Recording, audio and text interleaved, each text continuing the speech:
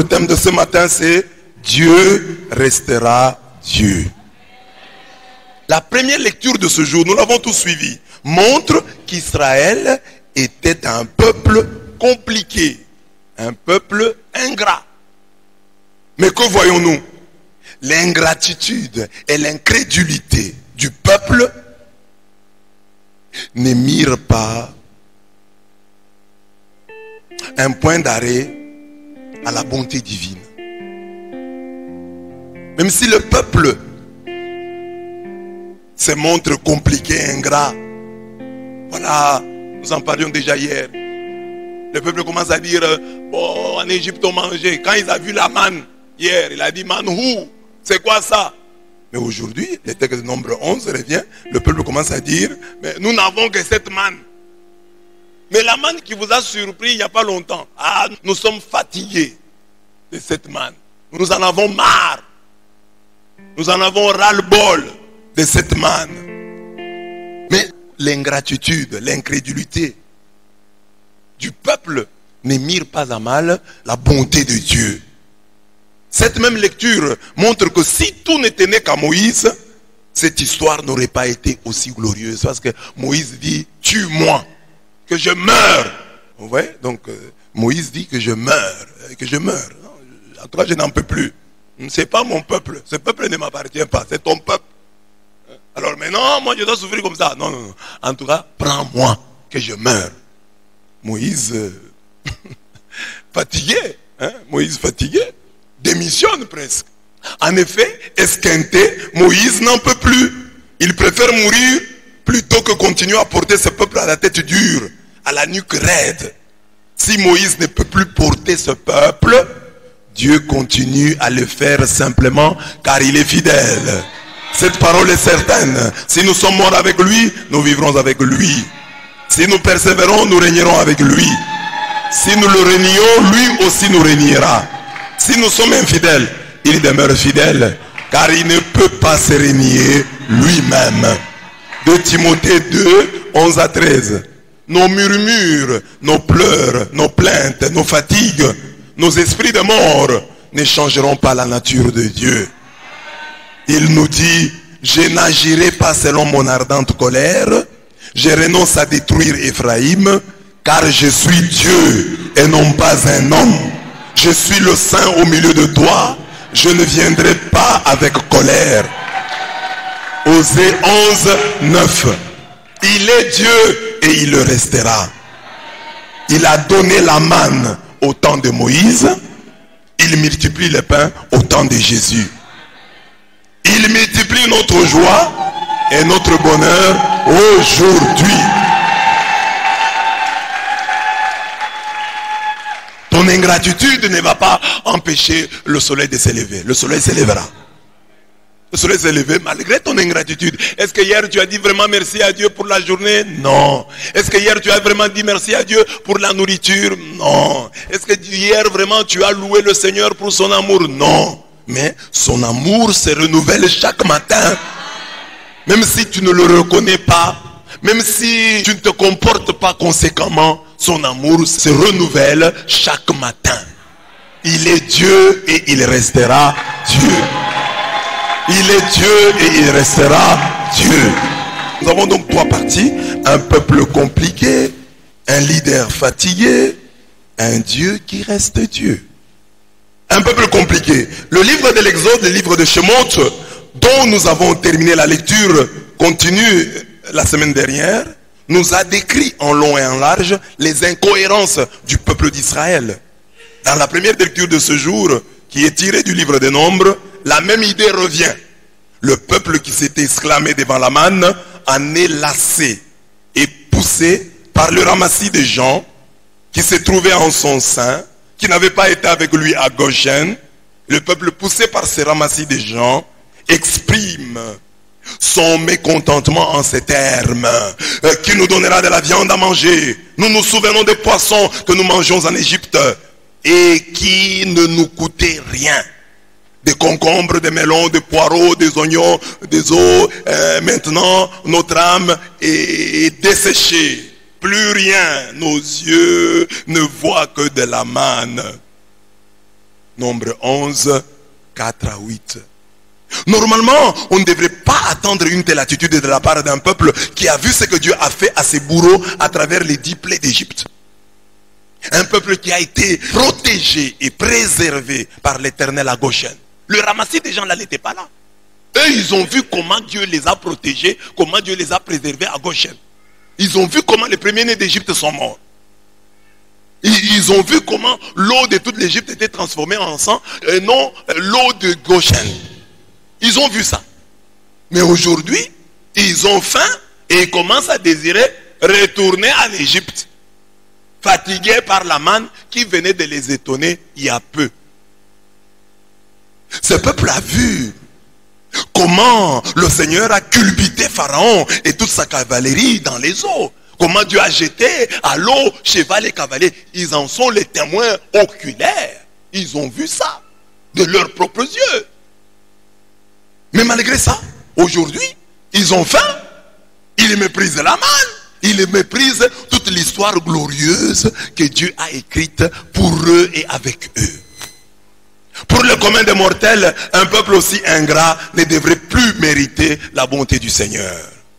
Mais comme nous le savons, ce peuple existe jusqu'à ce jour, préservé par la fidélité et la fierté de Dieu lui-même. Dieu s'est inventé des méthodes pour que la survie de ce peuple ne contredise en rien sa justice, sa sainteté. Il dit un jour à Moïse, parle à Aaron et à ses fils et dis-leur, voici comment vous bénirez les Israélites. Vous leur direz que Yahweh te bénisse et te garde, que Yahweh fasse pour toi rayonner son visage et te fasse grâce, que Yahweh te découvre sa face et t'apporte la paix. Qu'il mette ainsi mon nom sur les Israélites et je les bénirai. Nombre 6, 22 à 27.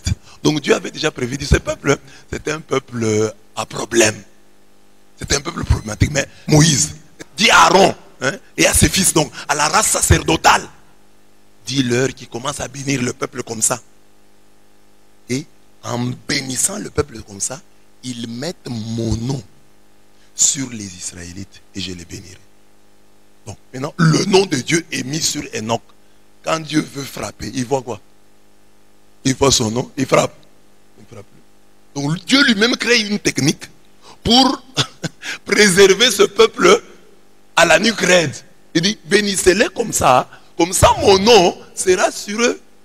Et quand je voudrais les frapper, je ne les frapperai pas pour l'honneur de mon nom. Vous comprenez maintenant l'expression pour l'honneur de mon nom? Parce que mon nom est mis sur eux. Mon nom a été invoqué sur eux. Alors maintenant, si je veux frapper, je vois mon nom. Donc je vais me frapper moi-même. Donc je ne frappe plus.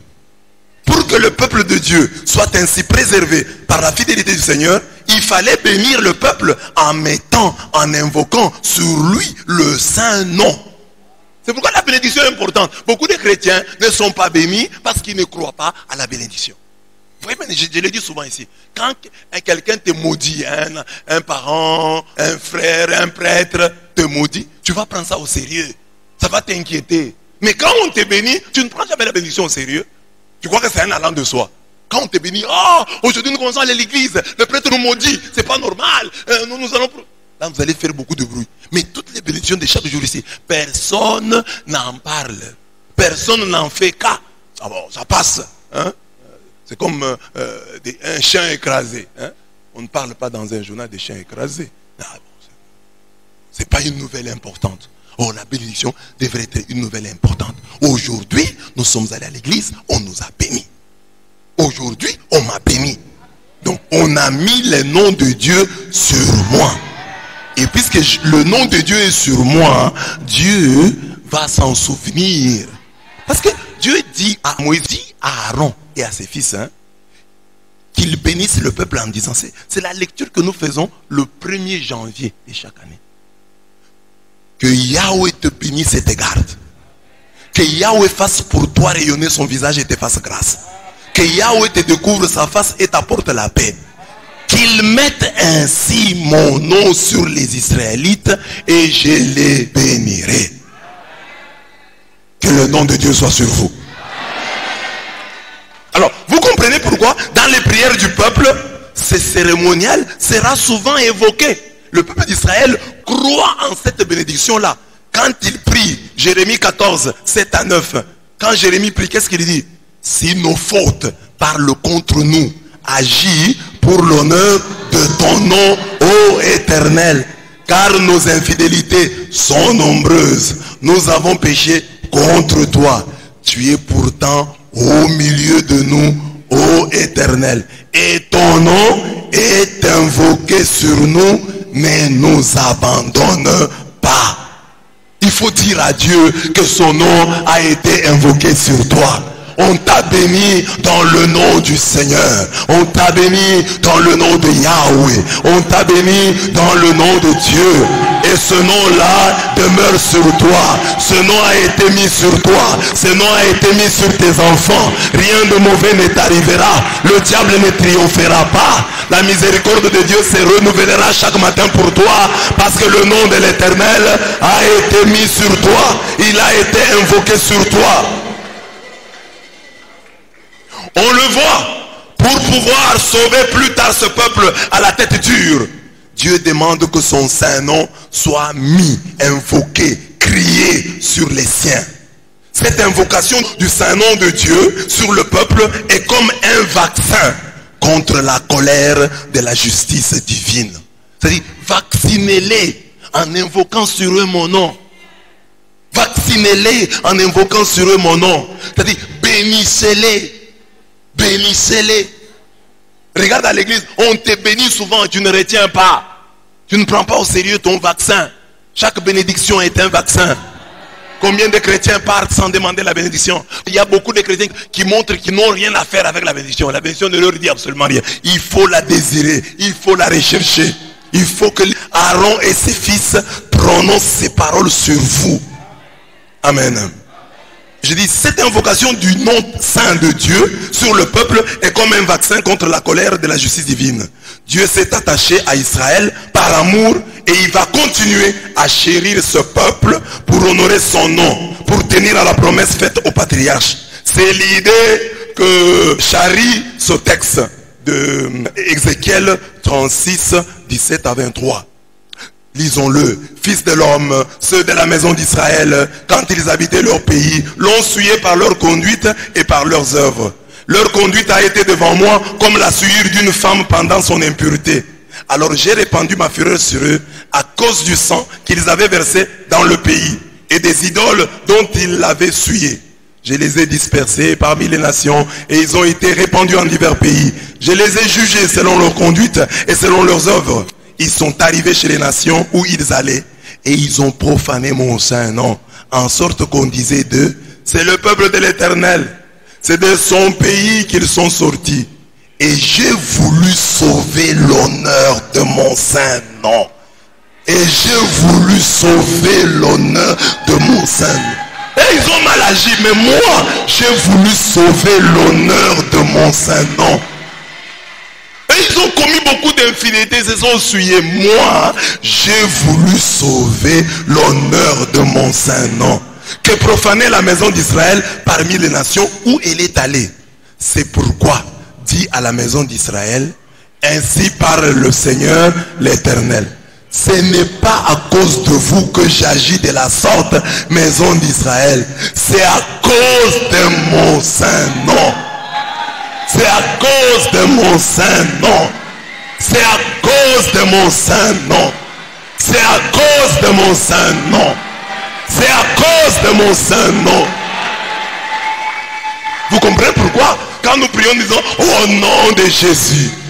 Au nom de Jésus. C'est pour dire pas à mon nom. Ne le fais pas parce que moi je suis bon.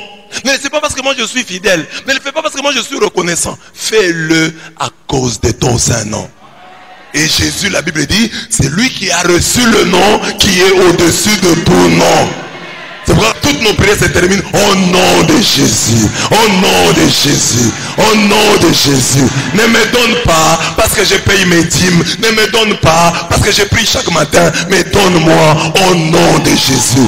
Pour honorer le nom de Jésus. Le nom qui est au-dessus de tout nom que tu as donné à Jésus. Parce que tout pouvoir lui a été donné. Ce n'est pas à cause de vous que j'agis de la sorte, maison d'Israël. C'est à cause de mon saint nom. Je sanctifierai mon grand nom. C'est-à-dire, je le rendrai respectable. Je ferai en sorte que les gens le craignent et le respectent. Je sanctifierai mon grand nom qui a été profané parmi les nations, que vous avez profané au milieu d'elles. Et les nations sauront que je suis l'Éternel, dit le Seigneur. L'Éternel, quand je serai sanctifié par vous sous leurs yeux. Ézéchiel 36, 17 à 23. Ne nous y trompons pas. L'Israël que Dieu sauve, malgré l'incrédulité de la grande majorité, c'est toujours le petit reste. Le reste d'Israël et les réchappés de la maison de Jacob cesseront de s'appuyer sur celui qui les frappait. Ils s'appuieront avec confiance sur l'Éternel, le Saint d'Israël. Le reste reviendra, le reste de Jacob, au Dieu puissant. Quand ton peuple Israël serait comme le sable de la mer, un reste seulement reviendra. C'est dans la logique de ce petit reste qu'on peut comprendre Saint Paul qui affirme que les sacrements du désert ne purent les sauver tous, car la plupart d'entre eux ne furent point agréables à Dieu, puisqu'ils périrent dans le désert. 1 Corinthiens 10, 5. Cette précision est de taille, car lorsque la fidélité divine est simplement expliquée dans sa puissance unilatérale, elle risque de nous conduire à la légèreté spirituelle et morale. Voilà pourquoi nous devons, malgré nos faiblesses, lutter pour nous démarquer des autres, afin de pouvoir faire partie du petit reste des rescapés, des délibérés de la fidélité divine. Donc la fidélité divine restera, mais cette fidélité divine ira au petit reste. Dieu ne va pas détruire tout le peuple. Dieu va délibérer. Parce qu'il dit, je vais agir pour mon nom, c'est vrai. Mais il sera sanctifié par vous. Il y a un reste qui reviendra. Donc Dieu reste fidèle. Et il montre cette fidélité au petit reste. Les enfants d'Israël au désert, ils se sont montrés ingrats.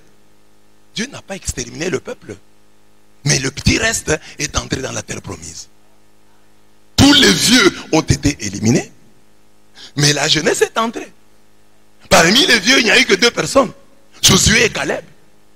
Dieu a montré sa fidélité, mais la fidélité ne signifie pas que les méchants ont continué à survivre. Non, les méchants sont morts au désert, leurs cadavres jonchèrent le désert. Dieu a agi pour l'honneur de son nom en faisant quoi? En préservant le petit reste. Donc maintenant là, quand toi tu comprends là, que Dieu reste Dieu, Dieu reste Dieu avec le petit reste. Ton combat à toi, c'est de faire partie du petit reste.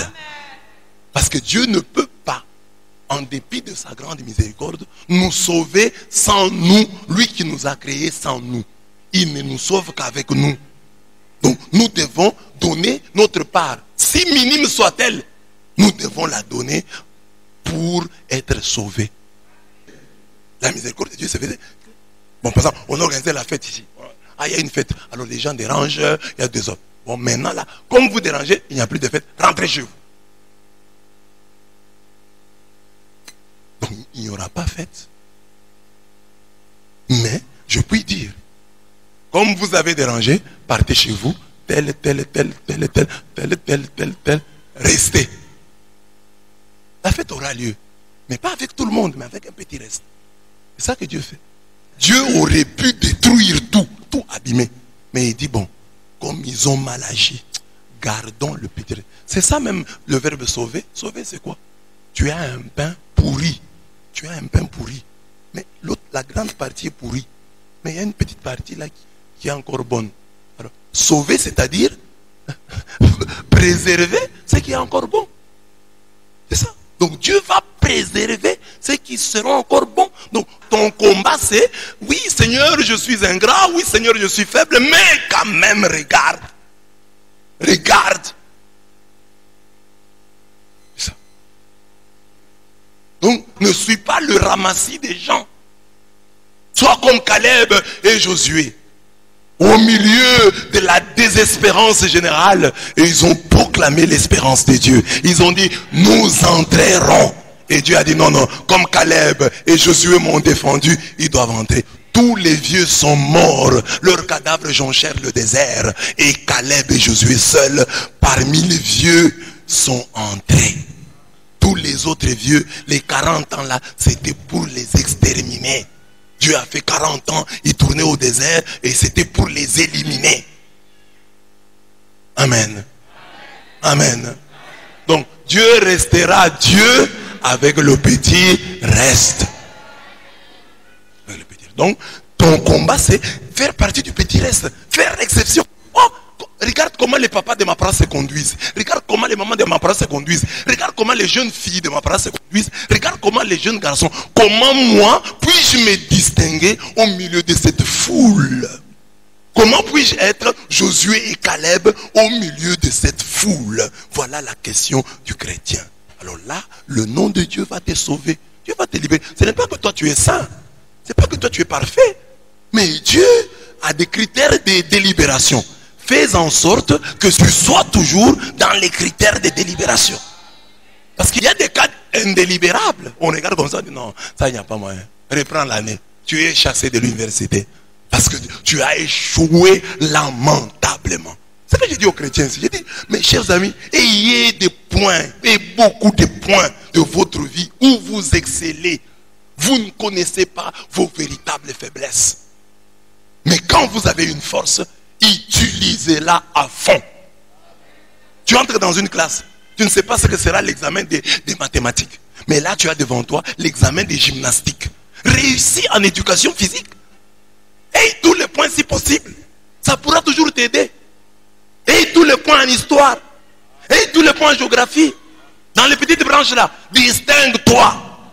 Ne blague pas avec les petites branches. Ne blague pas avec les petites branches. Ne blague pas non plus avec les grandes branches. Là où tu peux avoir beaucoup de points, fais-le. Là où tu peux te distinguer, distingue-toi dans le bien. Dis à ton voisin, distingue-toi dans le bien. Donc, quand on te donne de faire quelque chose, fais-le de la meilleure des manières. Je dois faire ça, je dois bien le faire. Dieu reste fidèle. Là, il n'est pas fidèle parce qu'il y a des gens qui meurent. Non, lui reste fidèle. Il va sauver le petit reste. Parce que le diable, lui, veut que la fête n'ait pas lieu. Alors, il crée un incident pour que Dieu se fâche et disperse tout le monde. Et Dieu dit non, non, non. Je vois le diable. Son problème, c'est la fête. Alors, la fête aura lieu, mais avec le petit reste. Fait partie du petit reste. Signe de la fidélité de Dieu. Un leader fatigué, c'est le deuxième point. On présente souvent Moïse comme un leader fort, aux mains victorieuses. Mais le texte de la première lecture de ce jour nous le présente comme un guide fatigué. Fatigué par l'inconstance, l'insatisfaction d'un peuple qui lui en fait voir des vertes et des pas mûres. Qui lui fait voir des choses choquantes, des ennuis, des difficultés. Il est tellement lassé qu'il en arrive à demander la mort. Moïse est tellement lassé qu'il demande la mort. Pourquoi affliges-tu ton serviteur? Et pourquoi n'ai-je pas trouvé grâce à tes yeux que tu aies mis sur moi la charge de tout ce peuple?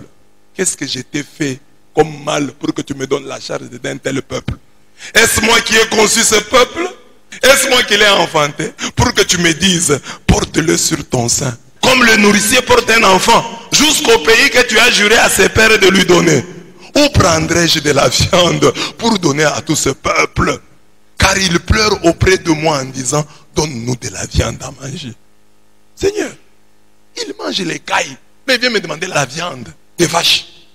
Donne-nous la viande à manger, donne-nous la viande à manger, donne-nous la viande à manger. Vous m'avez vu si j'ai des vaches? Donne-nous la viande à manger. Moïse dit, je ne puis pas à moi seul porter tout ce peuple, car il est trop pesant pour moi. Plutôt que de me traiter ainsi, tue-moi, je te prie, si j'ai trouvé grâce à tes yeux et que je ne vois pas mon malheur. Là c'est Moïse. Moïse appelle la mort. Il dit, tue-moi. Nombre 11, 11 à 15. La vie et la mort étant au pouvoir de la langue, Moïse mourra sans avoir amené Israël jusqu'à la terre promise. Moïse dit, je vais mourir.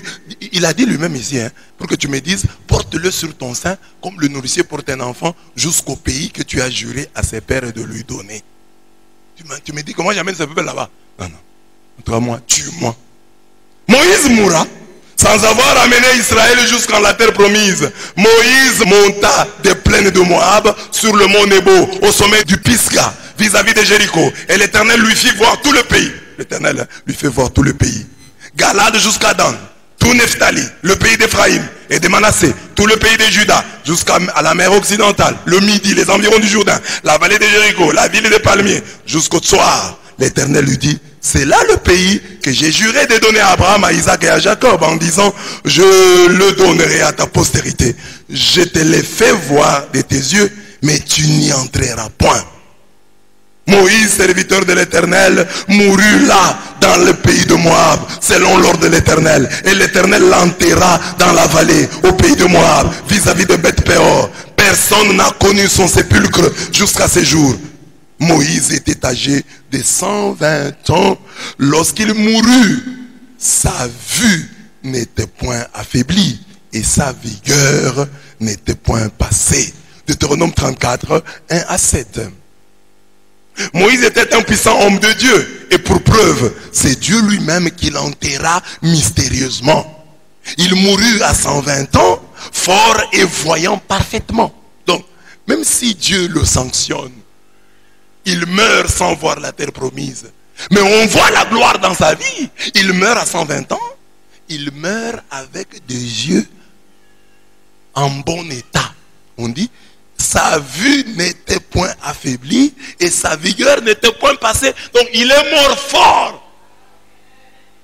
Donc quand tu es un enfant de Dieu, même dans ton corps, Dieu va préserver un petit reste.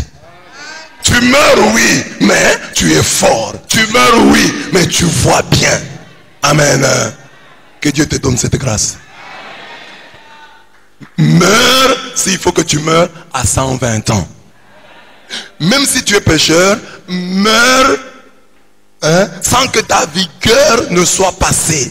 Meurs sans que ta vue ne soit affaiblie. Meurs sans porter des lunettes.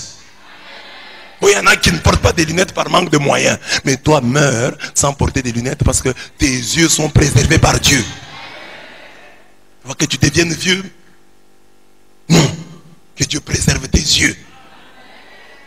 Même si tu deviens vieux, que Dieu préserve tes yeux. Parce qu'il y a des gens qui mourront peut-être aveugles. Ils meurent aveugles. Tu as bien vécu 70 ans. À la 70e année, tu deviens aveugle. Et tu passes les 10 années, les 20 années qui te restent sur la terre en aveugle. Ça fait mal quand tu es vieux et que tu deviens aveugle. Et tu deviens dépendant. Ça fait très mal. Il faut que Dieu préserve tes yeux. Il ne faut pas que tu meurs dans de mauvaises conditions. Tu meurs, tu fais tout sur place. Et tu deviens une charge pour tes enfants. Et c'est ta fille qui commence à te laver. Ton fils qui commence à te laver. Non. Moïse est mort en pleine vigueur. Il était fort. Il pouvait aller seul aux installations sanitaires. Il ne faut pas qu'avant de mourir, tu deviennes un vieux croulant. On prend une chaise, on troue la chaise. En dessous de la chaise, on met une casserole. Et tu t'assois là. Hein? Et tu n'as rien. On te couvre d'un pagne au-dessus ici. Tu as un pagne. Le fait pour Moïse d'avoir raté la terre promise doit nous interpeller. Nous pouvons mourir tard, avec toute notre vigueur et notre vue, et finalement rater le ciel. Ça aussi, c'est le revers de la médaille. Hein? Nous pouvons aussi, à cause de notre ingratitude, faire rater le ciel à l'homme de Dieu. Ces paroles de mort que Moïse prononce entrent dans le cadre du grand péché qui ferma la porte de la terre promise à l'homme de Dieu et à Aaron son frère. Parce que vous n'avez pas cru en moi pour me sanctifier aux yeux des enfants d'Israël, vous ne ferez point entrer cette assemblée dans le pays que je lui donne. Donc, mes bien-aimés, vous pouvez faire rater à l'homme de Dieu le ciel. Comme le peuple d'Israël a fait rater à Moïse l'entrée dans la terre promise. Donc, ayez aussi pitié de l'homme de Dieu. Ayez aussi pitié de son âme. Sauvez aussi son âme en lui évitant certains désagréments. Parce qu'il peut perdre le ciel comme Moïse a perdu l'entrée dans la terre promise. Un vrai leader, un meneur d'hommes doit être le premier à croire en Dieu, le premier à sanctifier Dieu devant son peuple, à conduire les autres à reconnaître Dieu comme le 3 fois redoutable, à parler positivement de son Dieu. Si nous n'agissons pas ainsi, nous allons rater quelque chose. Nous ne verrons pas la fin de notre mission. Un homme de Dieu est béni lorsqu'il peut dire en toute vérité, comme Jésus son maître, consummatum est. Tout est accompli. C'est ça. Nunc dimittis. Jean 19:30. Lorsqu'il plante un arbre et en mange les fruits. Donc l'homme de Dieu doit planter un arbre et en manger les fruits. L'inachèvement des œuvres commencées est la grande punition temporelle des hommes de Dieu. Dieu est fidèle, il restera toujours Dieu. Voilà pourquoi Moïse est au ciel, délibéré par la fidélité divine. C'est pourquoi il peut revenir faire un tour lors de la transfiguration de Jésus. Il a laissé à Josué l'achèvement de sa mission. C'est comme ici quand nous faisons ici le travail. Vous voyez, il y a la maison de Dieu. Si moi je ne la termine pas, c'est une sanction de Dieu. Dieu me punit. Donc il faut terminer. Quand tu commences une œuvre, tu la termines. Donc Dieu était avec toi. Quand tu commences une œuvre, tu ne la termines pas, c'est Dieu qui te sanctionne. Je dis ici, l'inachèvement des œuvres commencées est la grande punition temporelle des hommes de Dieu. Moïse était là comme mission, faire sortir le peuple d'Israël d'Égypte et le faire entrer dans la terre promise. Il l'a fait sortir. Mais l'a-t-il fait entrer? Non. Quand ta mission est inachevée, c'est Dieu te punissant. Ce n'est pas que tu iras en enfer, mais c'est une peine temporelle. C'est une peine temporelle. Aller en enfer, c'est une peine éternelle. Mais sur la terre, Dieu peut déjà te sanctionner en t'empêchant de réaliser ta mission. Tu dois aller jusqu'au bout. Mais Dieu t'arrête à mi-chemin. C'est qu'il y a quelque chose, il y a une sanction. Et Moïse, c'est quoi? Cette colère-là, Moïse, c'est quoi? Ces paroles-là prononcées. Il y a des parents qui volent. Il y a des parents qui se prostituent. Il y a des parents qui calomnient les gens. Qui tuent toute une vie. Alors tu penses qu'il n'y a pas de salaire à ça? Si Moïse, l'homme de Dieu, à qui Dieu a confié sa maison, rate son entrée en terre promise, parce qu'il s'est fâché, parce qu'il a dit tue-moi. Et même quand il dit tue-moi, il ne dit pas en incrédule. Il dit si je trouvais grâce à tes yeux, tue-moi. Mais Dieu le sanctionne parce qu'il s'est fâché, parce qu'il a commis des erreurs, il n'a pas sanctifié suffisamment le nom de Dieu. Et Dieu le punit pour ça. Alors toi qui voles, toi qui tues, toi qui fais ceci, qui fais cela, toi qui ne te confesses pas après l'avoir fait, qu'est-ce que Dieu ne fera-t-il pas de toi? Craignons que la fin de Moïse nous interpelle. Comment Moïse, un grand homme, c'est lui qui a ouvert un chemin sous la mer pour le peuple d'Israël, au nom de Dieu bien sûr. Mais comment cet homme-là rate son entrée en terre promise? Et moi je blague, et moi je crois que ce sera facile mon entrée en terre promise. À Jésus on a demandé, Jésus a dit, Seigneur, beaucoup de gens seront sauvés. Jésus dit, efforcez-vous d'entrer par la porte étroite. Il n'a pas répondu à la question. Est-ce que beaucoup de gens seront sauvés? Efforcez-vous d'entrer par la porte étroite. Là, il a seulement répondu que la porte du ciel est étroite. Elle est étroite. Il faut vous battre. Et c'est ça l'histoire. Vous allez dans le livre de la Genèse. Avec Noé. Combien de personnes sauvées? 8. 8. Sodome et Gomorrhe. Combien de personnes sauvées? 3. Ça diminue, hein? Exode. Combien de personnes sauvées? 2. Donc c'était 8, 3, 2. Ça diminue. Ça diminue. La question du petit reste. Et les corollaires à celle de la porte étroite. Efforcez-vous d'entrer par la porte étroite. Un Dieu qui reste Dieu. Dans l'évangile de ce jour, on nous montre comment, à travers son Fils, multipliant le pain, Dieu reste Dieu. Lui qui autrefois a donné à son peuple la manne, il multiplie le pain. Sans tenir compte de son expérience négative d'autrefois. Dieu pouvait dire, ah bon, quand je vous ai donné, j'ai donné à vos ancêtres la manne là, ils se sont montrés ingrats envers moi, je ne multiplie pas le pain. Dieu, après avoir donné la manne, multiplie en son Fils le pain sans tenir compte de l'ingratitude des ancêtres de ce même peuple en présence. Dieu reste Dieu. En multipliant notre joie, notre bonheur, notre or, notre argent, nos relations. Ce miracle montre la fidélité de Dieu en 7 points. Amen. Amen. Dieu multiplie les pains sans tenir compte de son expérience négative d'autrefois. Nous, quand nous avons des expériences négatives, elles déterminent notre comportement ultérieur, notre comportement postérieur. Donc, dès que tel m'avait fait ça, ça change tout. Mais Dieu n'est pas comme ça. Il a une expérience négative, mais il dit, je vais multiplier le pain. Amen. Alors nous avons 7 petits principes qui peuvent nous aider à comprendre la multiplication des pains. Dans le thème, Dieu reste Dieu. Dieu reste Dieu. Les deuils n'arrêtent pas la fidélité de Dieu. Jean-Baptiste, le cousin de Jésus, vient de mourir. Jésus pouvait y trouver une bonne excuse pour décréter une journée sans miracle. Sa bonté ne connaît pas des jours fériés et n'a pas besoin de nos murmures, plaintes et pleurs pour agir. Jésus est en deuil.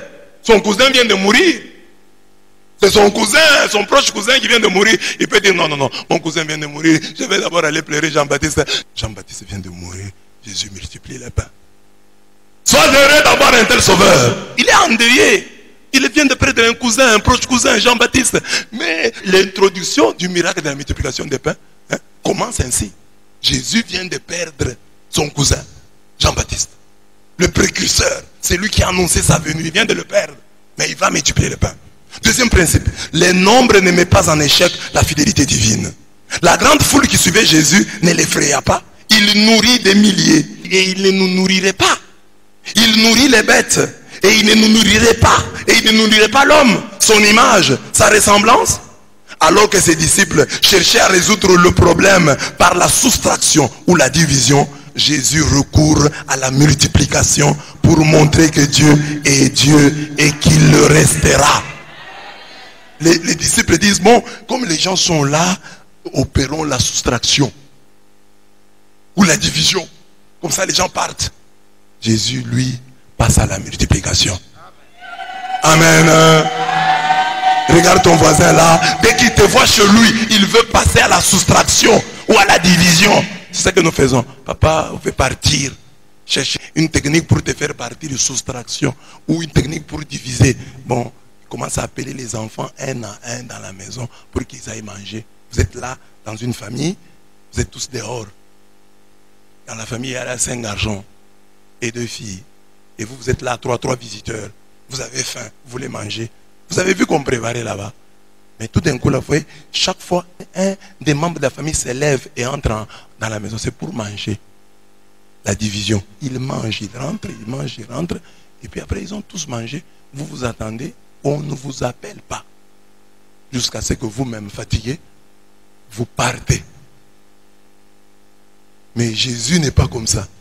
Il ne recourt ni à la soustraction, ni à la division, mais lui recourt à la multiplication. Il ne recourt même pas à l'addition, parce que l'addition sera peu. L'addition sera peu. Il fait la multiplication. 2 plus 2 égale combien? 4, hein? 2 fois 2. 3 fois 3. 3 plus 3. Même si 2 fois 2 égale 4.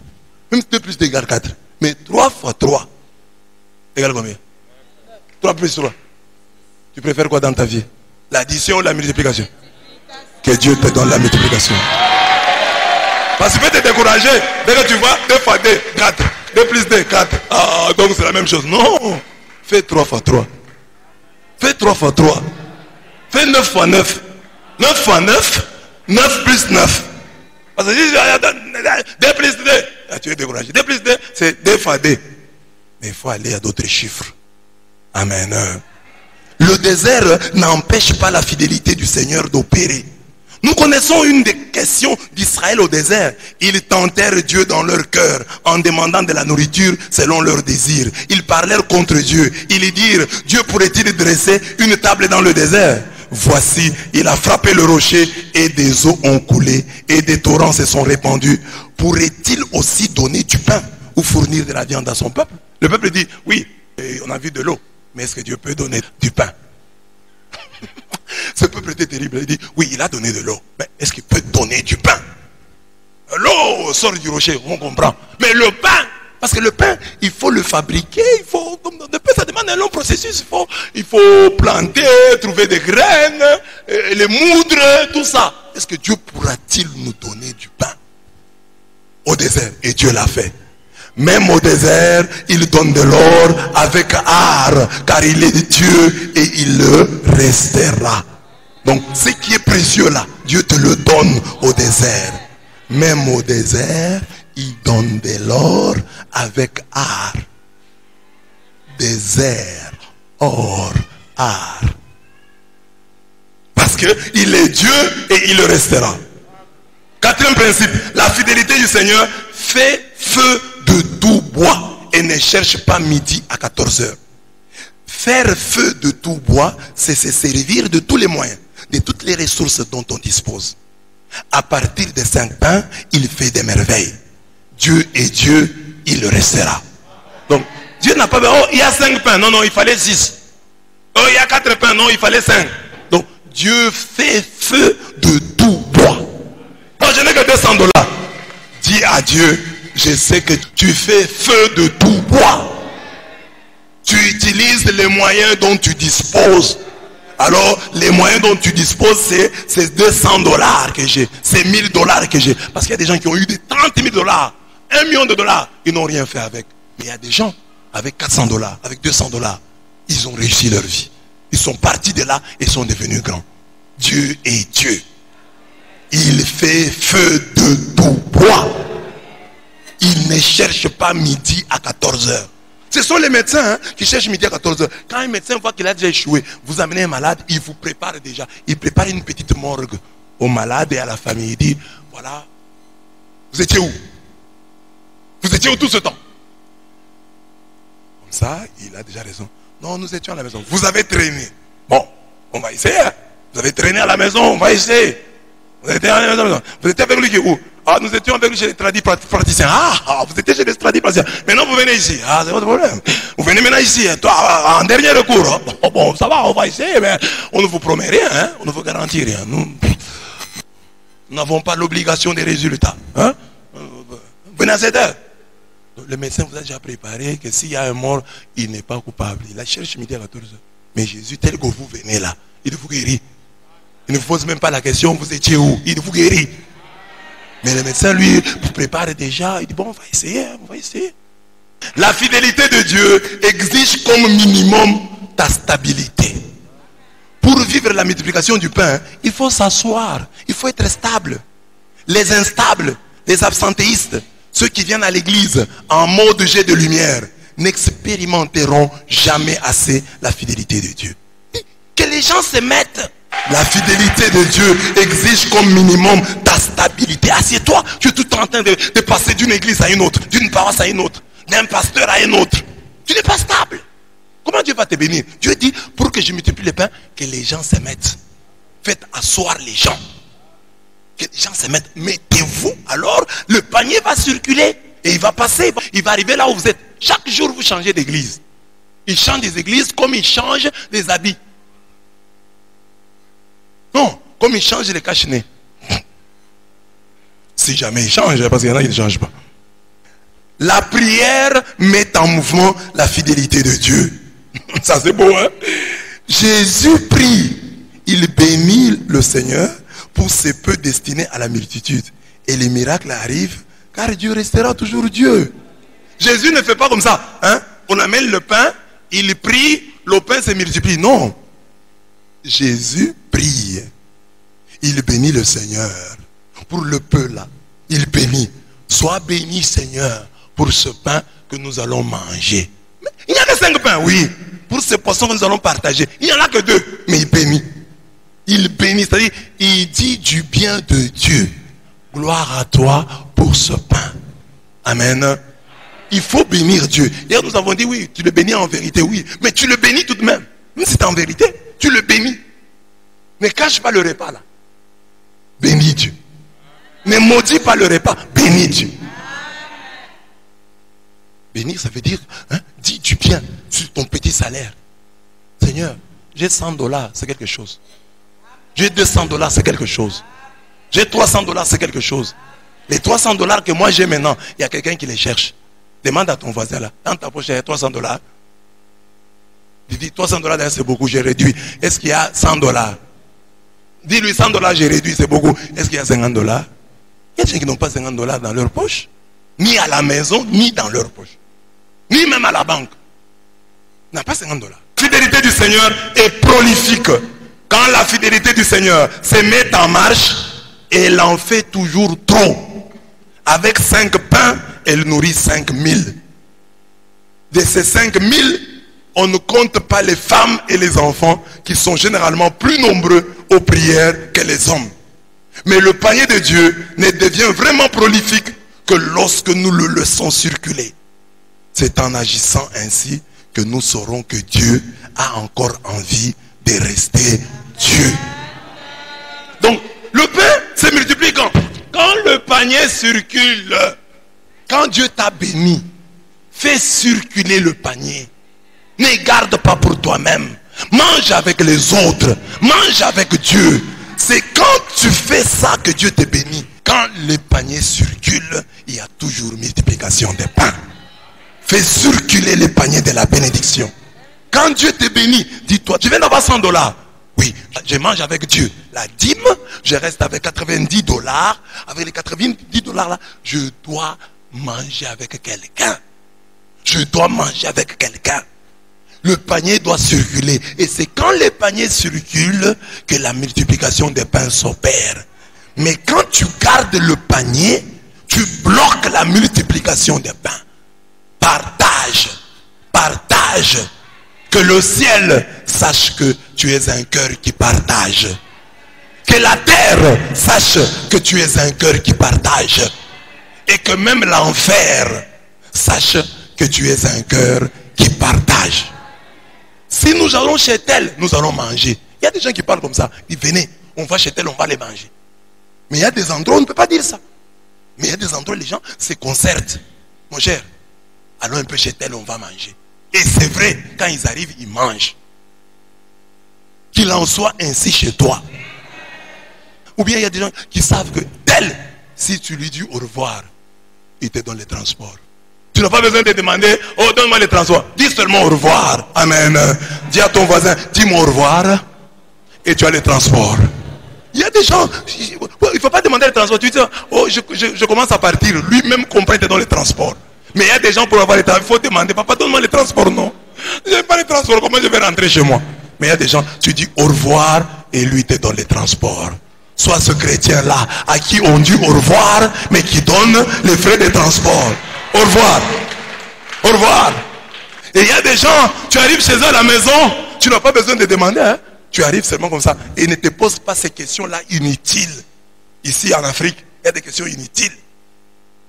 Tu prends quoi? Les pauvres n'ont pas de goût. Nous, quand nous sommes là, donne-nous. Mets tout ce que tu as là.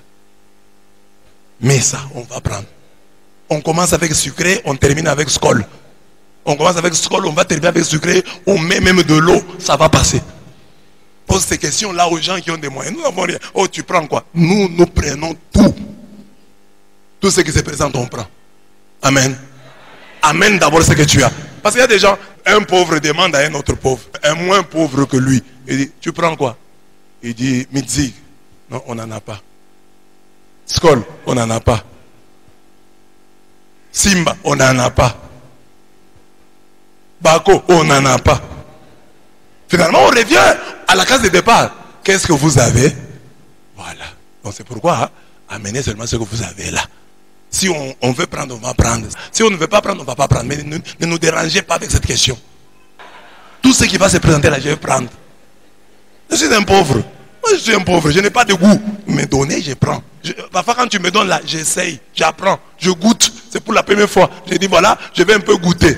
Si vous me demandez, vous me donnez le nom de ce truc-là, je vais refuser parce que je ne connais pas. Alors, mets ça. Mets dans le verre. Moi, je vais essayer d'abord. Comme ça, j'apprends aussi. Vous prenez le vin rouge. Ah non, non. Je prends le vin vert. Je ne connais pas. Je ne connais pas cette histoire de vin rouge. Donne-moi ce qu'il y a là. Mets-moi dans le verre. C'est bon, hein? Ça vous appelez comment? Vin rouge. Ah, j'ai appris. Vous me dérangez avec l'histoire. Vous prenez quoi? Donnez-nous ce qu'il y a là. Jésus, lors de la multiplication des pains, on n'a pas demandé aux gens. Tu prends le poisson. Il dit, poisson. Et tout le monde prenait. Poisson, pain, pain, poisson, pain, poisson. poissons. Les gens prenaient. Donc, présentez ce que vous avez. Présentez ce que vous avez et nous, on va manger. Notre ventre, notre estomac est catholique. Il est universel. Il est écuménique. Nous prenons tout.